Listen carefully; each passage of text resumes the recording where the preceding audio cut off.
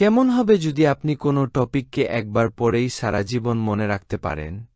একবার কোনো টপিককে পড়েই যদি আপনি সারা জীবন মনে রাখতে পারতেন তাহলে কেমন হতো? নিশ্চয়ই ভালো হতো, তাই না?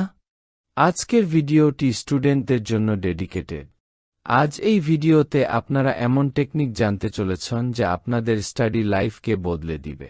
আর এই টেকনিক যদি আপনারা একবার বুঝে যান এবং তা আপনাদের পড়াশোনায় কাজে লাগান তাহলে 200% গ্যারান্টি দিচ্ছি যে আপনারা এখনকার তুলনায় অনেক গুণ ভালোভাবে এবং বহুদিন পর্যন্ত আপনাদের পড়াকে এবং যে কোনো টপিককে মনে রাখতে পারবেন। তাহলে চলুন শুরু করা যাক।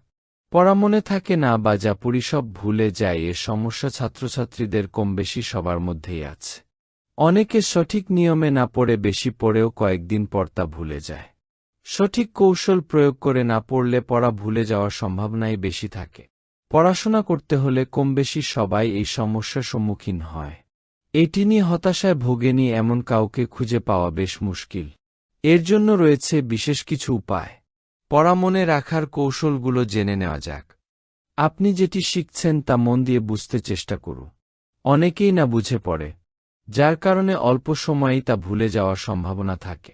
বুঝে পড়লে মনে থাকার সম্ভাবনা 9 গুণ পর্যন্ত বেড়ে যায়। আর এ মনোযোগ ধরে রাখতে লক্ষ্য স্থির করুন। বইয়ের কত পৃষ্ঠা থেকে কত পৃষ্ঠা পর্যন্ত কত সময়ের মধ্যে শেষ করবেন তা ঠিক করে নিন। বিশ্রাম নিন। একটানা অনেকক্ষণ না পড়ে 30 মিনিট পড়ার পরে 5 মিনিট এর বিশ্রাম নিন। এছাড়াও মস্তিষ্কের কার্যক্ষমতা বাড়াতে পর্যাপ্ত ঘুমানোর অভ্যাস করুন। সারমর্ম তৈরি করুন। বড় কোনো অধ্যায়ের মূল সারমর্ম তৈরি করুন, যেন ওই সারমর্মটি দেখলেই পুরো অধ্যায়টি সম্পর্কে ধারণা পাওয়া যায়। এবার সারমর্মটি ছোট একটি কাগজে লিখে অধ্যায়টি বইয়ের যে পৃষ্ঠায় রয়েছে তার কোণায় পিন করে দিই। তাহলে মুখস্থ করা সহজ হয়ে যাবে। এছাড়াও কনসেপ্ট ট্রি এর মাধ্যমে লিখতে পারে। একটি গাছ অঙ্কন করে পয়েন্টগুলো গাছের পাতার মধ্যে এঁকে ফেলু। গাছটিকে একটি অধ্যায়ের সঙ্গে তুলনা করা যেতে পারে।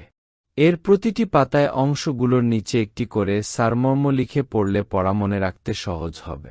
গুরুত্বপূর্ণ পয়েন্টগুলো মুখস্থ করার চেষ্টা করুন। এছাড়াও বড় কোনো বাক্যকে একটি কিওয়ার্ডের মধ্যে নিয়ে আসার চেষ্টা করুন, যেন ওই কিওয়ার্ডটি দেখলেই পুরো লাইনটি মনে পড়ে যায়। তাহলে পরীক্ষার সময় ওই কিওয়ার্ডটি মনে করতে পারলে পুরো লাইনটি আপনার মনে পড়ে যাবে।